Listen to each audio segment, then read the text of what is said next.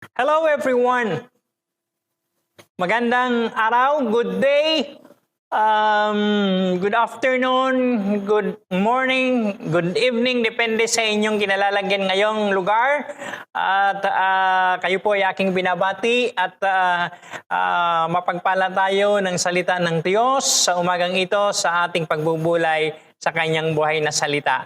At naniniwala ako ng ating Diyos ay muling gagawa ng mga mahimalang bagay upang pagpalain ang bawat isa. Kaya ikaw, kaibigan, kapatid, iyong i-share ang online service na ito sa iyong mahal sa buhay, sa iyong kaibigan na nais mo ring mapagpala ng salita ng Diyos. Purihin ang Panginoon. Hallelujah. Ang lahat na excited para pagpalain ng Panginoon ay mag-type na ng amen or i-click na ang icon ng thumbs up or ang icon ng heart. Purihin ang Panginoon. Hallelujah. Hallelujah. At ngayong umaga, welcome sa ating new series ngayong anniversary month ng God's Sanctuary Assembly of God Church, ang Discipleship Breakthrough.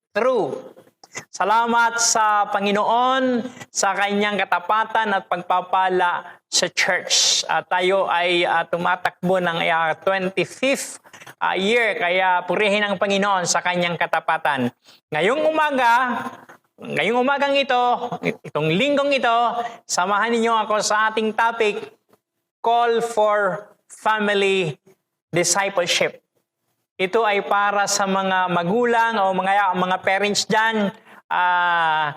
Ito ay para sa inyo na mga magulang na nakapokus hindi sa kaya nila, kundi doon sa kakayanan ng Diyos upang tulungan sila na mapalakihin ang kanilang mga anak sa pananampalataya. Purihin ang Diyos. Dapat may strategy ang mga Christian parents. Ang discipleship sa family ay dapat intentional at consistent. Kaya kailangan gawan ito ng design or disenyo. Ang design na ito ay dapat nakaplano na mag-grow. Of course, nagpaplano, kinakailangan talaga plano para mag-grow o lumago. Okay. At makakatulong ang interaction sa family. Ang interaction man na ito ay malaki o kunti lang, maliit lang, pero ang interaction na ito sa family ay makakatulong upang maibahagi ang salita ni Jesucristo at hopefully makita na ang susunod na generation ay magbibigay ng buhay na pag-asa. Alam nyo ba na sa family discipleship ay may dalawang mahalagang katotohanan na dapat binabantayan? Ang una, na ang magulang ay posibleng maging pinaka-influential na tao sa buhay ng anak. At ang ikalawa, may malinaw na utos ang Diyos na ang pinaka-priority sa parenting ay tulungan ang mga anak na malaman, sumunod at magtiwala sa Diyos. Kaya sadyang napaka-importante ang tawag ng pagdidisipulo sa loob ng tahanan. So you should intentionally and consistently disciple your children. Alam nyo, ang Bible ay punong-puno ng expectation ng Diyos para sa mga parents. The Bible is filled with God's expectations for parents. Tulad ng sa Genesis 18 verse 19. Doon ay pinili si Abraham na utusan at turuan ang mga anak at ang sambahayan na sumunod at manatili sa paraan ng Panginoon. So sa umagang ito ay samahan niyo ako, buksan natin o tunghayan natin ang ating passage mula doon sa Deuteronomio Kapitulo 6, talatang 4 hanggang 7. Deuteronomy chapter 6, 4-7. At aking tutunghayan ay ang sa wikang Tagalog. Hallelujah, hallelujah. So mula sa Deuteronomio 6 talatang 4 hanggang 7. Pakinggan mo, O Israel, si Yahweh na ating Diyos, ang tanging Yahweh. Ibigin mo si Yahweh na iyong Diyos ng buong puso, buong kaluluwa at buong lakas. Ang mga utos na itanim ninyo sa inyong puso. Ituro ninyo ito sa inyong mga anak, pag-aralan ninyo ito sa inyong tahanan, sa inyong paglalakbay, sa inyong pagtulog sa gabi, at sa inyong pagbangon sa umaga. Dito it tells parents to diligently teach their children the way of God. You shall talk of them when you sit in your house. It says, and when you walk by the way, and when you lie down, and when you rise. Sa madaling salita, intentional discipleship. Intentional discipleship.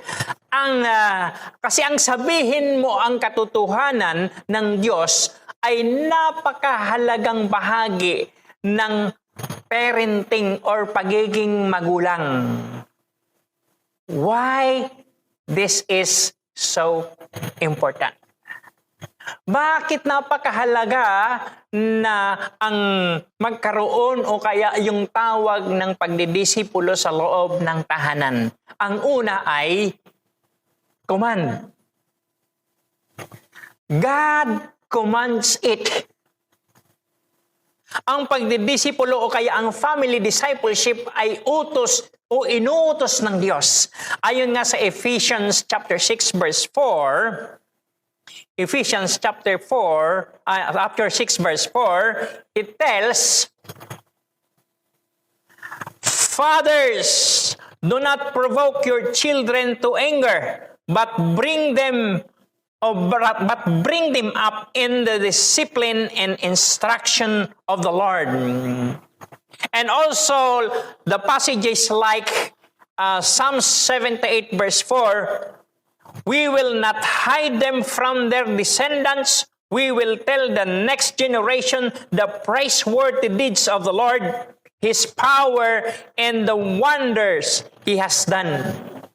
Also in Joshua 24 verse 15, ang sabi doon, but if serving the Lord seems undesirable to you, then choose for yourself this day whom you will serve, whether the gods your ancestors served beyond the Euphrates, or the gods of Amorites in whose land you are living.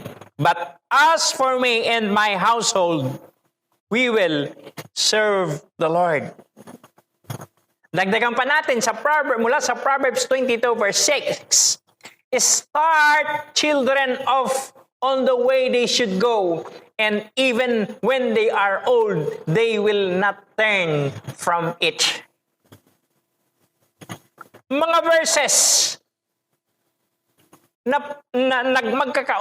magkakarugtong na sinasabi dito na yung nais ng Diyos para sa mga magulang or sa mga parents. At meron pang isang talata mula doon sa 2 Timothy chapter 3 verse 15. And how from infancy you have known the Holy Scriptures, which are able to make you wise for salvation through faith in Christ Jesus. Hallelujah. So, makikita natin dito na ang plano ng Diyos sa mga anak ay laging ang kanilang mga magulang ang primary disciple maker. Take note on this. Ang pinakikita ng Panginoon sa mga talatang binasa natin na makaugnay ito ay ang plano ng Diyos sa mga anak ay laging ang kanilang mga magulang o kaya mga parents. Kayo mga parents, tayo mga parents ang siyang pangunahin or the primary disciple makers. Opo. Yes, nakakatulong ang mga church programs, pero they cannot take the place of parenting. Gaano lang ba ang times niyan sa simbahan? Lalo na sa ating panahon na may pandemic pa, na hindi nga nakarating, may higit na 1 taon, papunta na sa pangalawang taon, ay yung mga bata ay hindi nakakarating sa church. So, lalong limitado. So, oo, makakatulong yung programa ng church kahit nung hindi pandemic. Pero hindi yan ang makakakuha ng lugar o kaya ng place ng pagiging magulang. Okay? So, also in Psalms chapter 1, says, chapter 1 ng Psalms, it says that those who delight in the law of God and meditate on it will be blessed. But in order for your children to know the truth of scriptures and follow its teaching, they need instruction. Kaya aking babasahin kahit na mabilis ang mula doon sa talatang 1, ay mapalad ang taong hindi nakikinig sa payo ng masama at hindi sumusunod sa masama nilang halimbawa.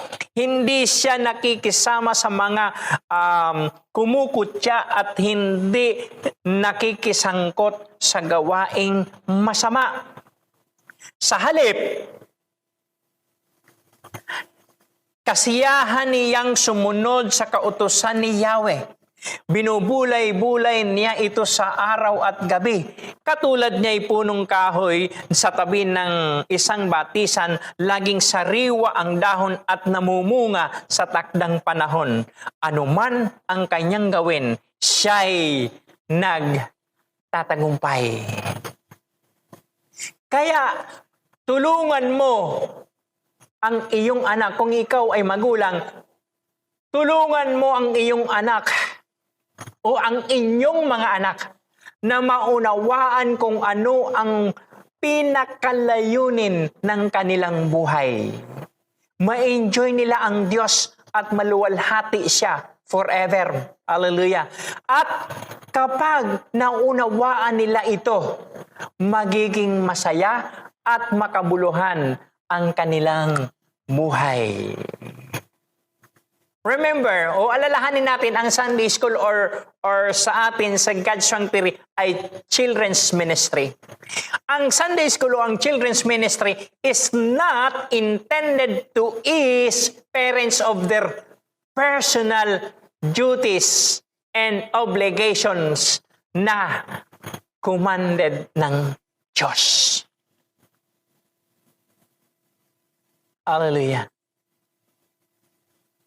So, kaya napakahalaga, kaya may call o may tawag ng pagdidisipulo sa loob ng tahanan dahil ito ay command.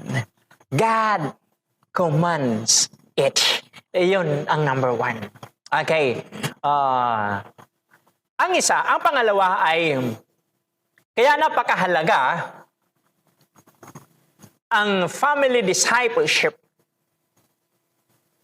Ang pangalawa ay because of kultura. Kasi kapag hindi mo dinisciple ang iyong mga anak, ang mundo ang gagawa niyon. Kaya lang, expose ang inyong mga anak sa messages from our culture tungkol sa how they should look, how they should think, and how should they act. Brothers and sisters, especially parents, please listen to this. Ang family discipleship ay hindi malayang spiritual exploration. Huwag niyong ma-misinterpret. Ang family discipleship ay hindi malayang pagsasaliksik. Bakit? Ito ay teaching the doctrine or kaya tinatawag nating indoctrination.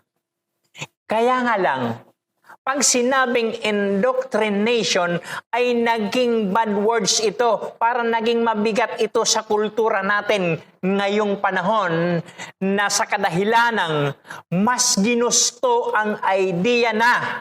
Ano yung idea na yon? Ito, yung mas ginusto kasi ng ating panahon, sa kultura natin sa panahon ngayon, let children choose them for themselves what they think is true. Ito ang lalo na doon sa western na mga countries o mga lugar ay they let children choose for themselves what they think is true. Ano yung dito sa Pilipinas minsan ay may naririnig na hinayaan ko na kasi sa tingin nila ay ang tama eh. Masaya sila doon. Pero napaka mapaminsala na pangdaraya ito. Dahil ang hindi mo pagsabi ng totoo sa anak ay opposite ng loving. Kapag hindi mo sinasabi ang totoo, ang katotohanan, lalo ng katotohanan ng salita ng Diyos, ang katotohanan ng nais ng Panginoon, pag hindi mo ito sinabi sa iyong anak, ay kabaliktaran ito ng sinasabing pagmamahal or loving. Hallelujah. Hallelujah. Pag hindi natin itinuro ang tama sa kanila, hinahayaan natin na ang susunod na henerasyon ay maglalayag sa mapanganib na journey ng buhay. Kaya huwag nating patakbuhin or hayaang maglayag o lumaot sa journey ng buhay ang ating mga anak with misinformation. Ang gusto natin ay mapabuti ang ating mga anak. Kadalasan, yung behavior ng bata ay driven by fear. Anong ibig ko sabihin driven by fear na kadalasan ito yung behavior ng bata? Bakit? Kasi manipulated yung behavior nila. Kasi tinatakot. Alam niyo yung mga bata pa lang ay iba-iba yung mga panakot. Hindi lang na magulang, kundi nung makatatandang kapatid, yung nag-aalaga. May nangunguha ng bata dyan, may multo dyan, may mumu dyan. Ako minsan, may napuntahan ng isang lugar. Ayan na ang Kuya Rick, ayan na ang Papa Rick. Naku, lagot ka dyan. Kisipin mo yan, ginawa pang katatakutan ako. So, the behavior ng bata ay kadalasan ay driven by fear. Samantalang ang obedience to God is driven by sincere love and gratitude.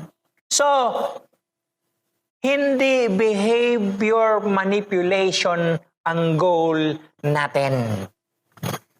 Kasi hindi porke well-behave ang anak ay discipled child na. Tandaan natin ito.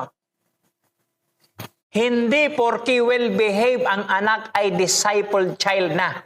Marami sa ating mga kapanahunan ngayon, wow, well-behave. Behave naman yung kid. Well-behave naman yung anak nyo. Kaya pala tumigil. Kasi busy. Why? Merong tablet Kaya napatigil At mapakarami, hindi lang sa atin at kahit saan kan lugar makikita. So, ibig sabihin, well-behaved, ibig sabihin ba ay disciple child na? No! Hindi porke well-behaved ang anak ay disciple child na. Yan ang tatandaan natin. Hallelujah, hallelujah. As they grow older, this exposure will increase. That's why it's important for us to be intentional in our discipleship. Dapat intentional ang ating discipleship to help our children learn how to walk with Christ in an immoral world. Kapag naging tagasunod, bilang ikaw ay magulang, pag naging tagasunod ka ni Kristo, ang sabi nga ng salita ng Diyos, naging bago kang nilalang. Hallelujah. Naapektuhan ka ng gospel or ng mabuting balita, including doon ang pagiging magulang mo. Kasi alalahanin natin, isang araw haharap sa trono ng Diyos ang iyong anak at magsusulit sa kanyang buhay. Kaya pilitin mong maging magulang na ninais ng Panginoon sa iyo na maging. Train your children sa paraan ng Panginoong Diyos.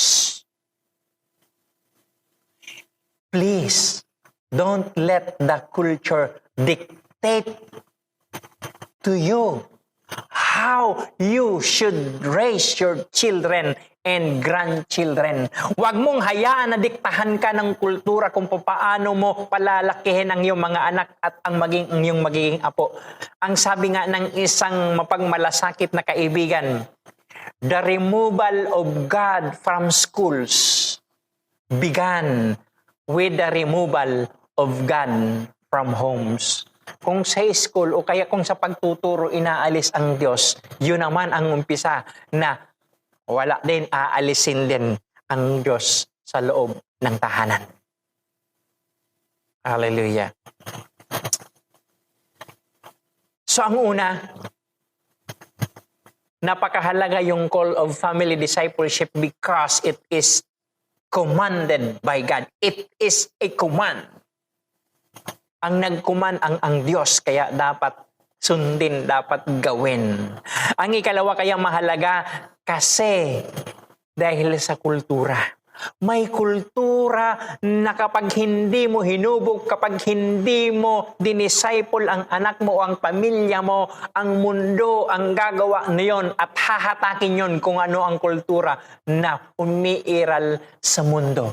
Kaya napakahalaga ang discipleship sa loob ng tahanan. Ang pangatlo, bakit mahalaga na mag-disciple, mayroong family discipleship?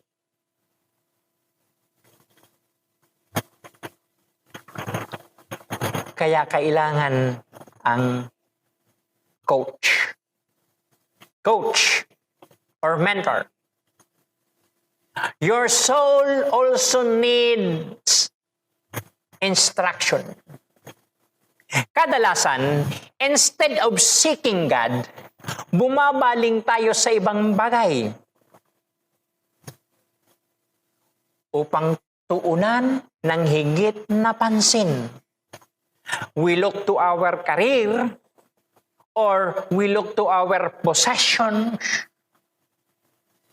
Tinitingnan natin yung ating sports kasi doon ka sikat, doon ka magaling, or you look to our children's popularity and accomplishments. Tandaan natin, you weren't made to worship these things. Sa halip, you were made to worship the God who created you. Kaya kailangan ang coach. Coach in supporting a learner in achieving a specific goal by providing trainings and guidance. Kaya meron tayong coaching or tinatawag nating mentoring. Para ito ang magbibigay ng instruction, para ito magbibigay ng gabay, para ito ay magturo. So kaya kailangan ang coach. Hallelujah. Kasi pag meron tayong family discipleship, nandoon magko-coach ka. Magtuturo, magpapaalala. Hallelujah. Magbibigay ng halimbawa. Kaya kailangan ang coach. Purihin ang Panginoon. We want our children to be obedient to God, not because they are intimidated by Him or by us. Kundi, dapat totoong mahal nila ang pagsunod at nagtitiwala sila sa pag-ibig at pagmamalasakit ng Diyos sa kanila. Hallelujah. So bilang magulang na nasa position of authority, minsan ay napakadali na baluktutin ang salita ng Diyos. Madaling sabihin na mahal tayo ng Diyos pag tayo ay mabait. Paano pag hindi mabait? Dapat na ipaunawa sa inyong mga anak ang katotohanan na walang hanggang ang pagmamahal ng Diyos sa kanila. At ang kanilang pagsunod ay magbubunga ng kagalakan. Tulad ng hindi laging namimit ang iyong expectations sa kanila. Mahalaga, kung hindi man nila na-meet ang ating expectation sa kanila, mahalaga na mahal mo pa rin sila. Ang gusto natin ay ang magkaroon ka ng family o tahanan na hindi kailanman magdududa kung gaano mo sila kamahal dahil ito'y nadarama o nararamdaman nila. Hallelujah. Now, family discipleship ay hindi paraan na palakihin silang popular kids. Nakitanda natin, kung meron man tayong family discipleship at ito ay tawag ng Diyos o kaya command ng Diyos, hallelujah, family discipleship, ay hindi naman ito para ito yung magiging paraan para palakihin sila na popular na mga bata. Ang pagpapalaki sa kanila na sumusunod kay Kristo ay paghahanda ng isang generation na handang maging comfortable being different na kung minsan ay minamaliit ng kultura sa paligid. Alam niyo po ba yon? Pinalalaki natin sila na sumusunod sa Diyos upang sila ay maging komportable, maging comfortable being different. Naiibis sila. Dahil kung minsan ay minamaliit sila ng kultura na nakapaligid. Ang sabi nga ng ilan ay, word daw. Yung bata, yung tao na nagmamahal sa Diyos na hindi pinagpalit sa anumang mga bagay sa mundong ito, kundi talagang pinahalagahan ang pagsunod at pagmamahal sa Diyos. Ang sabi ng mundo, word. At minsan pa ay hated because of who your God is and what He is like. May binabanggit sa Marcos 13, talatang 13. Kapupuutan kayo ng lahat dahil sa pagsunod sa akin, ngunit ang manatiling tapat hanggang wakas ang siyang maliligtas. Idudugtong ko ang 1:15-19. Kung kayo'y taga-sanlibutan, mamahalin nila kayo sapagkat kayo'y kabilang sa kanila. Hindi kayo taga-sanlibutan, sila'y napupuot sa inyo dahil pinili ko kayo. Alam nyo, kaya minsan, ito ang dahilan kung bakit may tendency na opposite ang ating inclination sa pagpapalaki ng ating mga anak. Minsan nababaling tayo o kaya minsan ay nagiging opposite. Kontra. Palakihin natin ang ating mga anak na hindi kinahihiya ang pagmamahal nila sa Diyos. Uulitin ko po yon. Raise our children or kaya palakihin natin ang ating mga anak na hindi kinahihiya ang pagmamahal sa Diyos. Hallelujah. Habang intentionally mong kino-coach o mini-mentor ang iyong anak in the ways of Christ, you will find refreshment of your soul sa katotohanan ng salita ng Diyos. Sa pagtuturo mo, natututo ka. Pag tinuruan mo silang sumamba sa Diyos, sumasamba ka rin. Pag nag-grow sila, nag-grow ka rin. Hallelujah. So, kaya kailangan ang coach. Yung una, command. Pangalawa ay, ano yung pangalawa? Culture o kultura. At yung pangatlo ay coach. Ang panghuli, mahalaga ang tawag ng family discipleship. Kasi kailangan ng church. Church. Hallelujah. Praise the name of the Lord. Church. True followers of Jesus Christ need to fill our churches. Hindi lang mga churches, kundi the followers of Jesus Christ need to fill the churches and the world. Kailangang makita ng mga tao sa paligid mo na nais mong sambahin ang Diyos sa bawat bahagi ng buhay mo.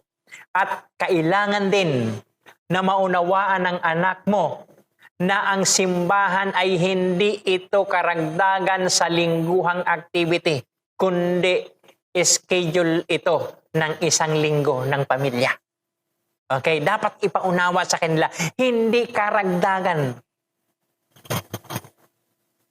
ang church. Kundi kinakailangan kasama na talaga ito doon sa schedule ng isang family sa bawat linggo sa kanilang mga buhay. Hallelujah. Hallelujah. Mapakita sa mga anak ang konkretong halimbawa ng mabuting loob o kabutihang loob. Mapakita sa kanila ang konkretong halimbawa ng biyaya at ang pagmabahagi o pamamahagi ng salita ng Diyos. Inihanda sila na magamit o ihanda sila na magamit sa church. Hallelujah. Ipanalangin na nasa panig sila ng mission ng church. Dala-dala nila ang banner of Christ sa mga lugar na unreached. Hindi pa naaabot. Dapat dala-dala nila yung watawat ni Kristo. Hallelujah. At makita ng mga kaibigan nila na your family is different. Ang sabi ka kanina, wag natin, mga mahenerasyon na hindi kinahihiya ang pagmamahal sa Panginoong Diyos. Kaya maging sa mga kaibigan ng ating mga anak, dapat maipakita sa kanila na iba ang pamilya mo. Kailangan na makita nila na mas mahal ninyo si Kristo kesa sa kasikatan ng iyong mga anak. Which is, ang hirap yata sa panahon ngayon. Di balang marami ngayon, di baling hindi na makilala, di baling hindi na mabanggit ang Panginoong Diyos. Mabanggit lang ang kasikatan ng anak. Subalit sa family discipleship, kinakailangan maituturo, na ipapaunawa, na ipapakita maging sa ibang tao na mas mahal ninyo si Kristo kesa kasikatan ng mga anak nyo. Purihin ang Panginoon. Ito ang tawag ng family discipleship. Kung ang ating tema ngayon sa ating anniversary month is discipleship breakthrough sa ating new normal na panahon, ay lalong magiging kinakailangan na magkaroon ng breakthrough ang discipleship sa ating mga tahanan o sa ating mga family. Purihin ang Panginoon. To conclude, mga kapatid, mga magulang, sadyang napakahalaga nitong tawag ng pagdidisipulo sa ating mga tahanan. Raising your children in the ways of God ay paghuhubog ng bagong henerasyon na magbibigay ng buhay na pag-asa. Panawagan na dapat sundin. Hallelujah. Panawagan na dapat sundin. God commands it. Pangalawa, upang hindi tayo diktahan ng kultura na umiiral sa mundong ito, to raise our children sa paraan ng Panginoon. Ang pangatlo, so we can coach and mentor our children of God's truth, na ang Diyos ay tunay na nagmamahal. His love is beyond what they deserve. At yung pang-apat, because there's the church. The follower of Christ should fill the church and show to the world we need to worship God. Hallelujah. Ang sabi ng salita ng Diyos, behold, children are a heritage from the Lord. Ang sabi nga ng Psalms 127 verse 3 and 4 says, the fruit of the womb a reward, like arrows in the hand of a warrior are the children of one's youth. Ang tindi nito.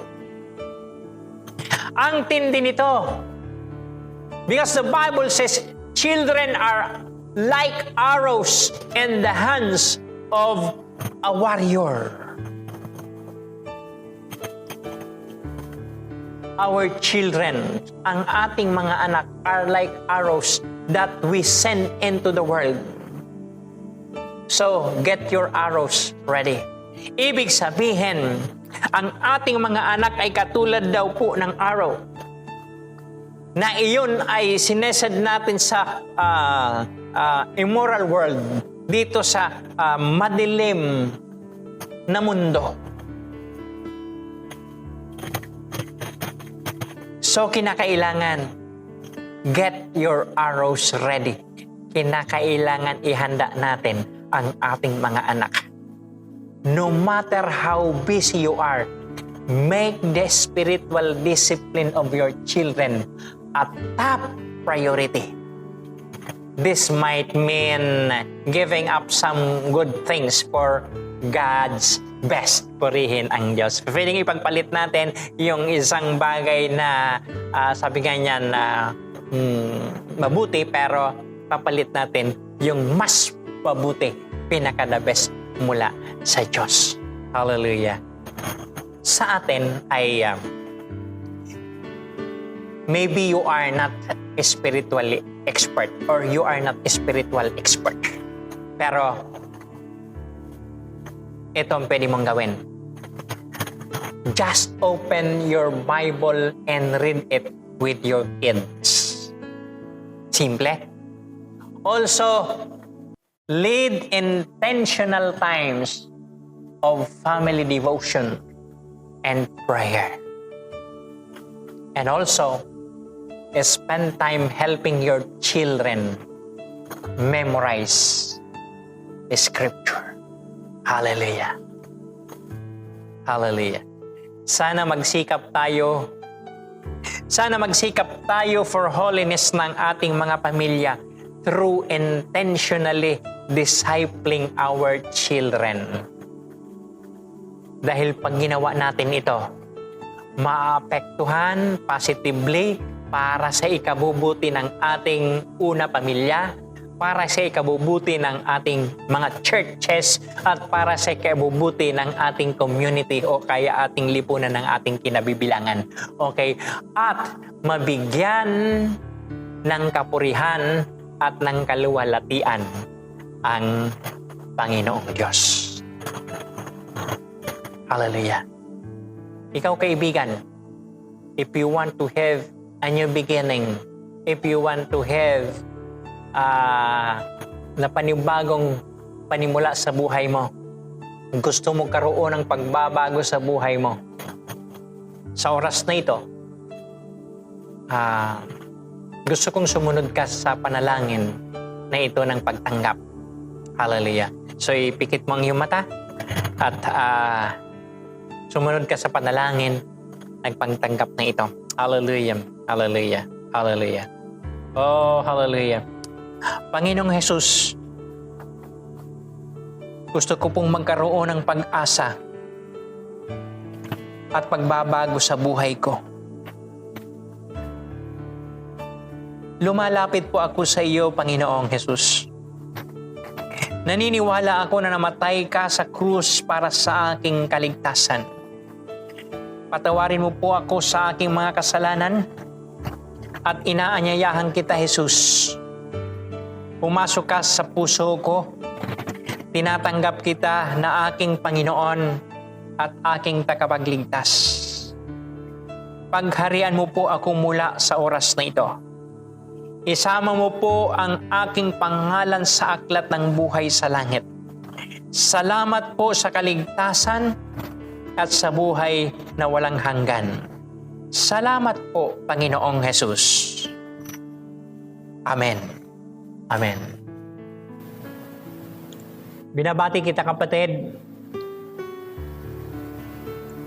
Kung totohanan na tinanggap mo si Jesus sa puso mo bilang Panginoon at tagapagligtas, excited kami para sa pagbabago na gagawin ng Diyos sa iyong buhay.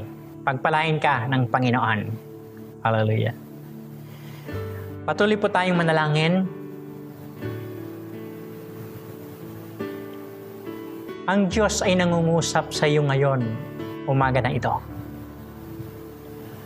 Nais ng Panginoon na madama mo ang kanyang pag-ibig sa iyo. Bagamat minsan madali tayong magtampo sa Diyos kapag nakakaranas ng problema. Alam nyo, sobrang mahal tayo ng Panginoon. Ibinigay niya ang kanyang buhay para bayaran ang ating mga kasalanan at upang magkaroon tayo ng buhay na walang hanggan. Kung kayang ibigay ng Panginoon ang buhay niya para sa iyo, meron pa ba na hindi niya kayang ibigay sa iyo? Ang nais lamang ng Panginoon ay ikaw ang makasama niya sa langit. Hindi lang ikaw, kundi ang iyong mga mahal sa buhay, ang iyong buong pamilya. Sa oras na ito, kapatid, tayuan mo ang iyong pananampalataya. Huwag mong ikahiya ang Panginoon, lalo na sa iyong pamilya. Abutin mo sila. Sikapin mong i-disciple ang tahanan mo. Ipakita mo at ipaalam mo na ikaw ay isang Kristiyano. At patunayan mo, kapatid, na ikaw ay kanyang disciple. Ipadama mo na mahal mo sila. At kapatid, sasamahan ka ng Panginoon. Hallelujah. Mga kapatid, sa oras na ito, pinadadaloy ng Panginoon ang biyaya ng kasaganahan, ang biyaya ng pagpapalaya sa kahirapan, ang biyaya at kagalingan sa iyong mga sakit at karamdaman. Sa oras na ito, kapatid, utusan mo ang sakit na lumayas sa katawan mo. Utusan mo na ito ay lumayas sa physical na katawan mo. At sa oras na ito, tanggapin mo ang kagalingan mo. Tanggapin mo ang kagalingan mo sa pangalan ni Jesus, sa pangalan ni Jesus. Sa pangalan ni Jesus. Kapatid, dumadaloy din ang biyaya ng pagpapatawad. Kapatid, kaibigan, magpatawad ka at palalayain ka at pagpapalain ka ng Panginoon. Hallelujah. Hallelujah. Sa oras na ito, Ama, pagpalain mo po ang bansang Israel. Gayon din po itinataas po namin sa iyo ang aming bansang Pilipinas. Dalangin po namin ang iyong biyaya ng pagpapasagana at kapayapaan at ang pagkakaisa sa aming pamahalaan. Para sa iyo po ang aming bansa. Maitaas ka po at maluwalhati ang iyong banal na pangalan, Panginoon, sa aming bayan. Ito po ang aming panalangin sa matamis at makapangyarihang pangalan ng Panginoong Hesus. Amen. Amen. Mga kapatid, manatili po tayo sa ating pagsamba habang inihanda po natin ang mga elements ng Holy Communion. Hallelujah. Hallelujah. Praise the name of the Lord. Hallelujah.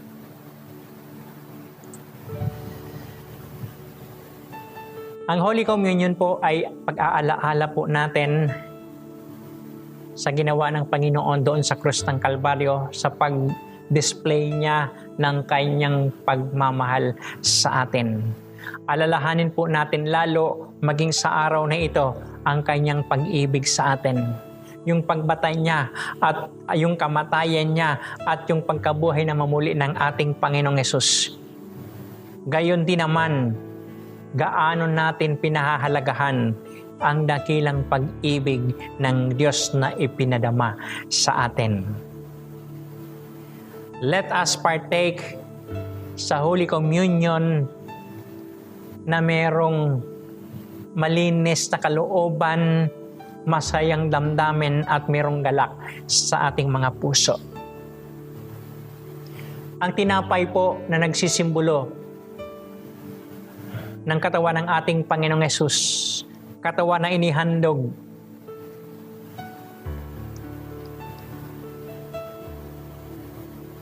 katawan nagbata ng maraming hirap,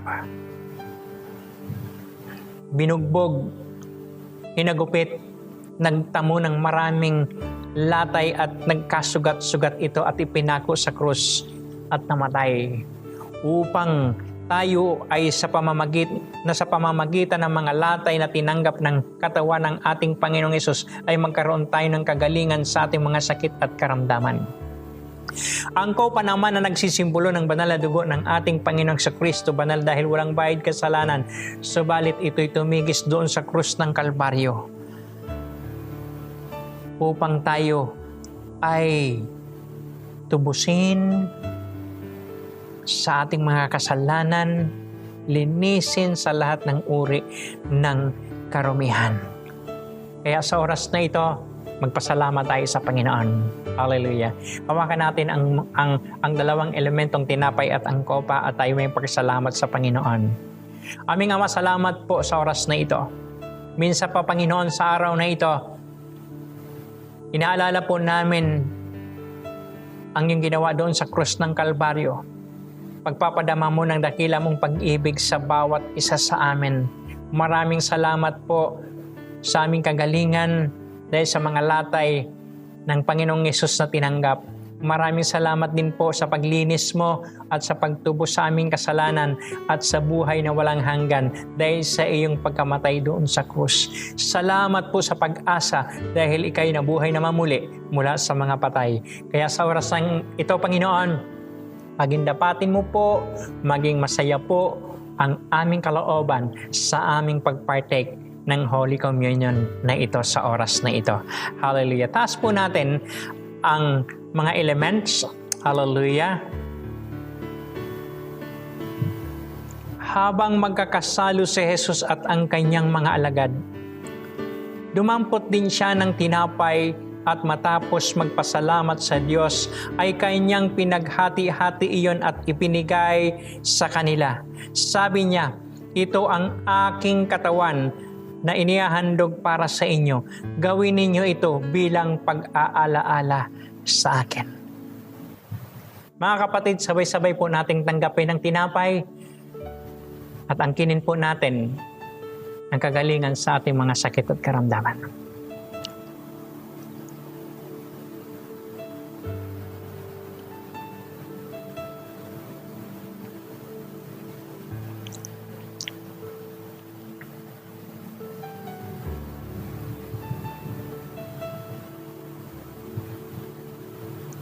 Gayon din naman dinampot niya ang kopa pagkatapos maghapunan at sinabi, "Ang kopang ito ang bagong tipan ng Diyos na pinagtibay ng aking dugo.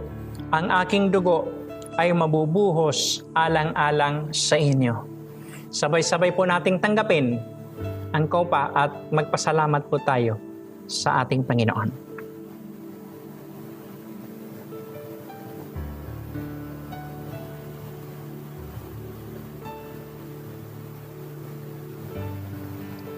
Thank you, Lord Jesus,